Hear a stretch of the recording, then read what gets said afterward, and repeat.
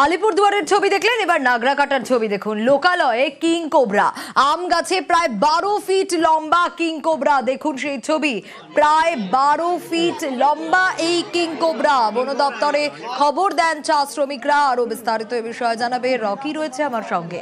Rocky, মাথার উপরে গাছের থেকে কানে ভেসে আসছিল পরপর শব্দ, তাকিয়ে দেখতে চক্ষু চরমগাছ স্থানীয় বাসিন্দাদের।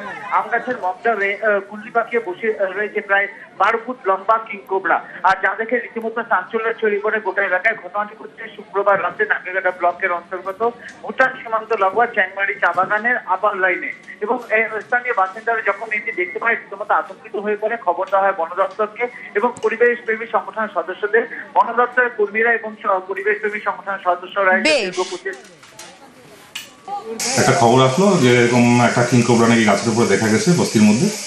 তো আমি দেখলাম, আমাদের তো সেরকম মানে কিং কোবরা ধরার মতো স্টাফ এই মুহূর্তে আমাদের কাছে অ্যাভেলেবেল ছিল না। তা আমার এখানে একজনকে আমি পরিচিত ছিল যে এরকম মাঝে মাঝে ধরে, স্নেক রেস্কিউ করে, স্নেক রেস্কিউয়ার প্রফেশনাল।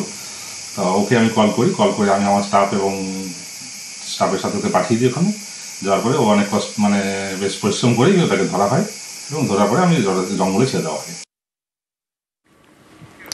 সম্প্রতি ঘাটাল এবং ধূপগুড়িতে অনেককে সাপে কামড়েছে, কিন্তু কারো মৃত্যু হয়নি। প্রশাসনের মতে এর পিছনে বড় কারণ সচেতনতা।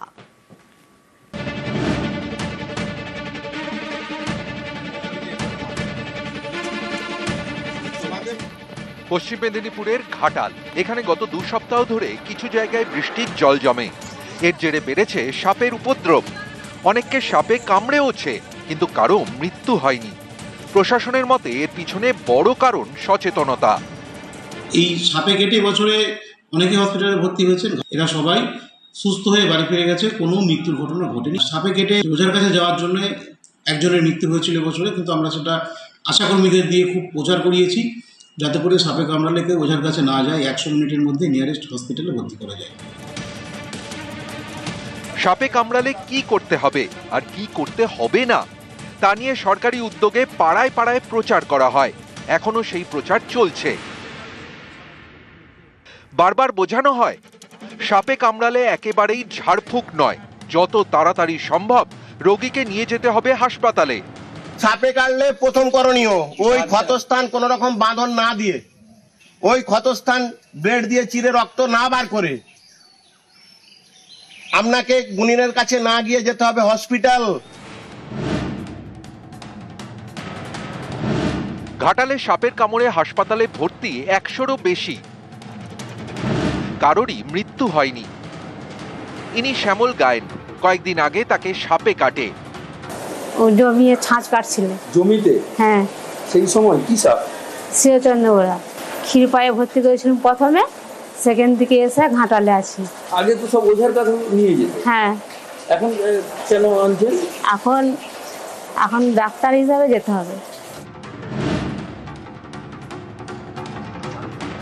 এই দেখুন, বিছানায় উঠে পড়েছে সাপ। বর্ষায় ধূপগুড়িতেও বেড়েছে সাপের উপদ্রব, অনেককে সাপে কামড়েছে। সাপের কামড়ে হাসপাতালে ভর্তি 14 জন, কেউই মারা যাননি। কি করছিলেন? জমিতে কাজ করতেছিলাম, জমি আলিতে ঘাস টানতেছিলাম, একদম সাপটা এখানে কামড়ে ধরেছে। এখন কি চিকিৎসা চলছে? আগে কি হতো যে মানুষ সাপ কামড় দেওয়ার পরে অনেক লোকের বুদ্ধিতে হসপিটালে না যায়, ওঝার কাছে চলে যেত এবং মৃত্যুতে ঢলে যেত সেই মানুষগুলো। এখন তারা সচেতন হয়েছেন, এখন তারা হসপিটালে যাচ্ছেন, হসপিটালে ট্রিটমেন্ট করছেন। এই যে ধূপগুড়ি যে ঘটনাটা বললাম যে 14 জনকে একদিনে কামড় দিয়েছে, তারা কিন্তু এখন সব চিকিৎসাধীন এবং ভালো আছে। নিউজ 18 বাংলা। নির্মীয়মান হাইড্রেন ধসে যাওয়ায় ক্ষোভ, নিম্নমানের সামগ্রী দিয়ে হাইড্রেন তৈরির অভিযোগ। ঘাটালের খড়ার পুরসভার ঘটনা, দেখাবো সেই ছবি। দেখুন কি অবস্থা হাইড্রেনের। নির্মীয়মান হাইড্রেন ধসে গেছে, নিম্নমানের সামগ্রী দিয়ে হাইড্রেন তৈরির অভিযোগ উঠছে। আরো বিস্তারিত এই বিষয়ে জানাতে পারবে সুকান্ত, রয়েছে আমার সঙ্গে। সুকান্ত, ঠিকাদার সংস্থা তারা কি বলছে? কারণ তাদের বিরুদ্ধে অভিযোগ তো নিম্নমানের সামগ্রী ব্যবহার করে হাইড্রেন তৈরি করার। একদমই দেখো সোনিয়া, ঠিকাদারি সংস্থার বিরুদ্ধে অভিযোগ উঠছে, তার সাথে যে অভিযোগ উঠছে যে পৌরসভার প্রায় 38 লক্ষ টাকা ব্যয়ে যে খরচা হচ্ছে সেই নজরদারির অভাব, অর্থাৎ পৌরসভাও ঠিকমতো নজরদারি করেনি। আর ঘটনাটি ঘাটালের খড়ার পৌরসভার 6 নম্বর ওয়ার্ড বাসস্ট্যান্ড এলাকায়, যেখানে প্রায় দেখা যাচ্ছে দীর্ঘ একটি হাইড্রেন নির্মাণের কাজ কিন্তু এখনো চলছে। সেই নির্মাণের কাজে প্রায় 300 থেকে 400 ফুট জায়গা কিন্তু বসে গিয়েছে, অর্থাৎ হাইড্রেনের একাংশ ধসে গিয়েছে, যার ফলে কিন্তু এলাকার মানুষ তারা দাবি তুলছেন যে নিম্নমানের সামগ্রী দিয়ে কাজ হয়েছে এবং পৌরসভার নজরদারির অভাব, এই নিয়েই কিন্তু একটা তোলগোল পড়ে গিয়েছে। পৌরসভার নজরদারির অভাবে অভিযোগও উঠছে, নজর থাকবে। ইস্ট ওয়েস্ট মেট্রোকে বেসরকারি সংস্থার হাতে তুলে দিতে চাইছে রেল, এই নিয়ে জোর জল্পনা। জানা গিয়েছে 14 জুলাই কলকাতা মেট্রোর সাপ্তাহিক রিভিউ মিটিংয়ে বেসরকারিকরণ নিয়ে আলোচনা হয়েছে। 31 জুলাই টেন্ডার ডাকার সম্ভাবনা।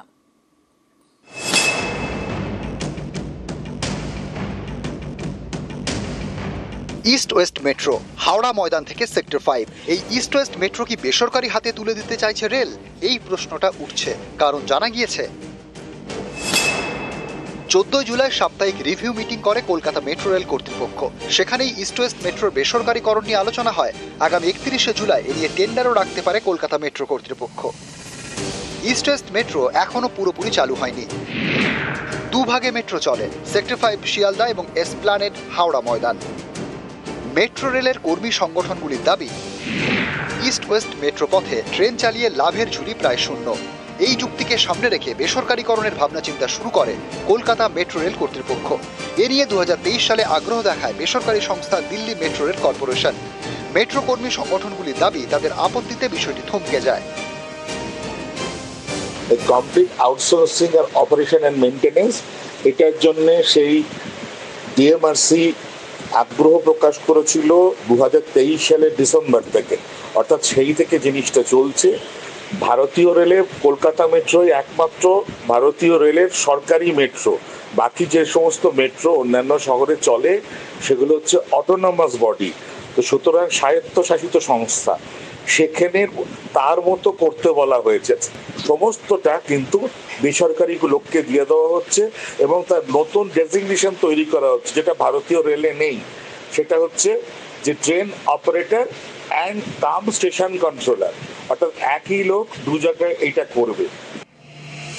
কর্মী সংগঠনগুলির দাবি, কলকাতা মেট্রো কর্মী সংকটে ভুগছে। নতুন রুট চালু হলেও নতুন নিয়োগ হয়নি, ট্রেন চালকের সংকট। কর্মীরা অবসর নেওয়ার পরে সেভাবে লোকই নেওয়া হয়নি, কাজের চাপ মারাত্মক বেড়ে গিয়েছে। এরই মধ্যে বেসরকারিকরণের পথে হেঁটে আউটসোর্সিং এর জল্পনা। আমরা মেট্রো রেলের মেনস ইউনিয়নের পক্ষ থেকে মেট্রো রেলের যে কোনো ধরনের বেসরকারিকরণের তীব্র বিরোধিতা করছি এবং আগামী দিনেও করব। সার্বিকভাবে রেলটাকে যেভাবে তারা বিপর্যস্ত করছে, রেলের যে বেসরকারিকরণ ঢালাওভাবে চলছে, পরিষেবা, রক্ষণাবেক্ষণ, যাত্রী সুরক্ষা, সমস্তটা যেরকম 12টা বাজাচ্ছে এই বিজেপি সরকার, বেসরকারি হাতে অনেক জায়গায় তুলে দিচ্ছে। এই সর্বনাশা খেলার অঙ্গ হয়ে যাচ্ছে এসব। পশ্চিমবঙ্গে এত মোড়ে মোড়ে উন্নয়ন, তাও আজকে পশ্চিমবঙ্গ 200 বছর পিছিয়ে গেল। আর বেসরকারিকরণ যদি হয়েও থাকে, তারপরেও ভারতবর্ষ 4র্থ স্থান গ্রেট ব্রিটেনকে পিছনে ফেলে দিয়ে, সেখানে বাংলার মানুষ বুঝতেই পারছে যে কোন দিকে তাদের যেতে হবে। আমির ঘোষাল, নিউজ 18 বাংলা।